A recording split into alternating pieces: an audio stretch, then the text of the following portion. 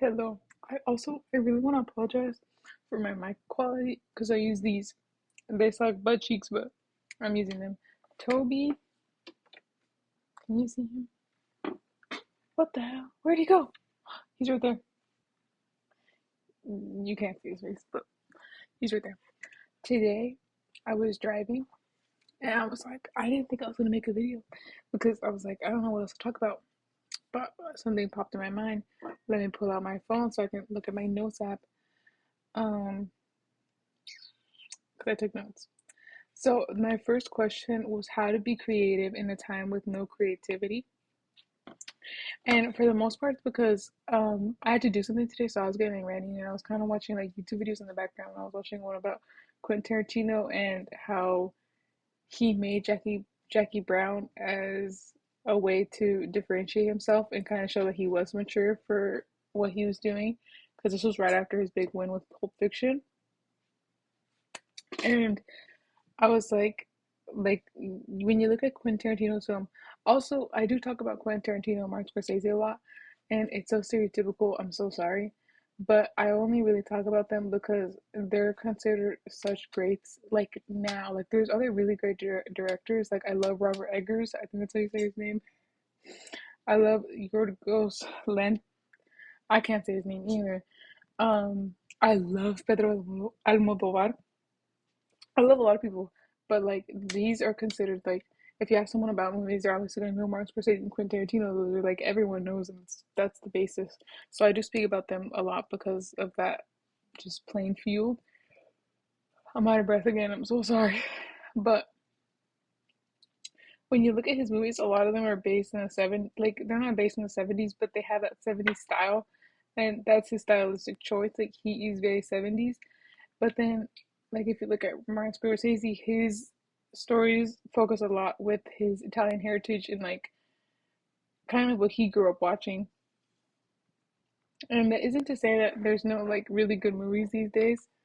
What I'm trying to say is like it's hard to, because these people, oh my God, I'm stuttering, it's terrible. What I'm trying to say is these people grew up in a time where film looked kind of a certain way, and it was that playing field for them. Like that is what they wanted their films to look like, and that's what they grew up with. So they're familiar with them. But nowadays, we grow up at such an age where films look like anything is out. Like there's films of so many genre, and they're at like our fingertips. And I think that makes it so much harder for us. Kind of like I think it makes it harder for us to choose with like what like stylistically like what you want, like because I know I've been trying to stylistically choose like what I want to make and all of that, and it is kind of hard because like when you look at famous directors, you know they all have a one look or a common theme in their films. um like a really good example is like Wes Anderson or Tim Burton. Like you can tell one of their films like the second you see it. And I think that's what makes a really good director pop out, because you're just gonna know, like that's how you people gain familiarity with the person. Oh my God, I'm breathing so heavily. That's so embarrassing. But yes, and I do think it is really hard to be creative in a time with no creativity. But then again, I'm not saying that there's no creativity. What I'm saying is that everything is at our fingertips and there's no option to be creative because everything's there. So people think less and they're kind of like just distracted and kind of go on with their lives.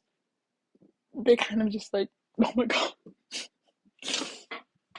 they kind of just like continue on. And I don't kind of know how to explain it. I mean, like I said, like I'm not saying there's no creativity. I'm just saying it's hard to choose. I think we're kind of overwhelmed with everything that we have for like the most part, and it's just so hard to like choose. Like that's really like what I'm trying to say. It's like it's so hard. It's so hard, or maybe it's just hard for me. Maybe it's not hard for other people. Um, I don't know. I do think that we are so, what's the word? There's a word. We're so nourished. That's not the word I was looking for, but I'm gonna use that word. We're so nourished. We're we're gluttonous. We're literally gluttonous with our social like media intake. So, and I think, oh my God, I'm not speaking as smart as I wanted to sound or how I sounded in my head, but we're so gluttonous with everything that we consume and all the media that I do think it messes with us, and it's kind of just it like fumbles our brain a little bit.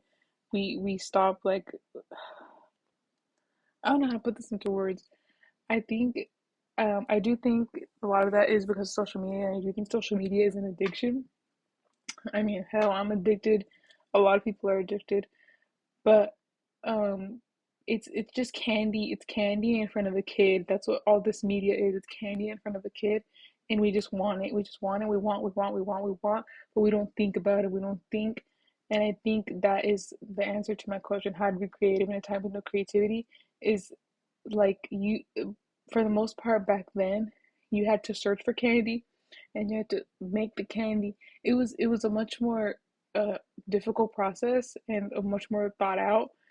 And once candy happened, it was kind of like it happened like all over the place. Like it was just one singular vision. But now you have so many different assortments of candies, and although that might be good for the most part, it's kind of overwhelming. Like there's so just it's just too much. I think it's too much. And that's basically what I'm trying to say is there's too much media at our fingertips that I think is really hard for people to be creative because it's so overwhelming.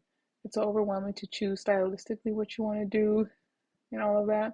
I mean, you can look towards the past, but even then, what's that gonna do? I think stylistically, it's gonna like I think it has to come naturally, and I hope that comes naturally to me. But I think it also doesn't come naturally. I don't know what I'm saying. I apologize. But I also don't think it comes naturally because I think you have to watch and watch and watch to know what you love and what really makes you happy. Like Quentin Tarantino, all his movies look like the 70s, but it's because he loves 70s movies, I'm assuming. I don't know. I'm not speaking on my butt cheeks, but yes. Like for me, stylistically, I love Woody Allen. Not the best man, but I love Woody Allen. I love his films. I love Pedro Almodovar. I love the Safdie brothers, the Safdie brothers. I think their movies are so good. I watched I don't know if it was I don't know. I went really deep into what it like their them in their interviews. Like last summer, I was like so deep into their lore, and I remember like in a podcast they said that a lot of their actors are just people that are there, and if they need to shoot something in a jewelry shop, no one is gonna know how to play a jewelry shop like owner than the jewelry shop owner. So they just use the guy who owns the jewelry shop and boom. And I think that's like really interesting. Like I do love all those choices, but stylistically your films have to look a certain way. Like yes. Like the new Neon film, is it Amor? The I don't know what the film is called, but the ads are everywhere. The movie looks really good. Let me see if I can find it. Anora. Anora? Anora. That's the new Neon film. Stylistically, I think that looks a little similar in the trailer.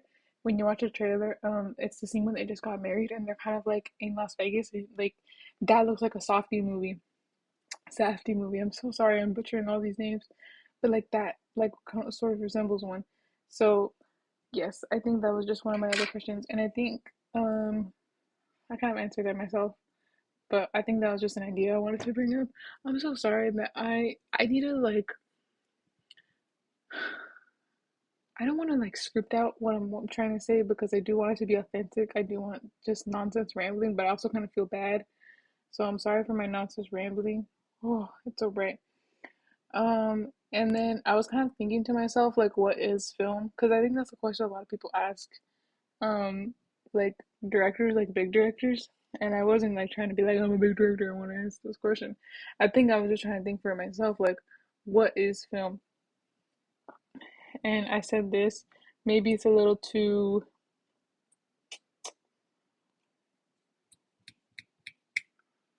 I don't know the word. Oh my god, oh my god, oh my god. It's a little too. Oh, It's it's a little too like I don't know. I don't know what I'm trying to say. I'm just gonna say. So I said I'm gonna read it from my phone. I said, "What is film?" I said, I think film is an essence of life. I think it brings you life, makes you want to live and experience life, and makes you question life. And I think a film that makes you hate life, or kind of bring life with resentment or any of that, is one of the greatest pleasures and displeasures of life, or of it all, not of life, of it all. I'll put that in the bio. But yes, that's all I want to leave off with. I don't know what else to say. I think I was just rambling for the first part, trying to get my idea across. I don't know if it came across properly, but I think 10 minutes, oh, it's going to be 11 minutes. I think 11 minutes is enough for me speaking because I speak a lot. Could be speaking a lot more. You're looking at me. But Toby says bye. Toby, he hates me. Toby says bye. Have a beautiful day. Good night.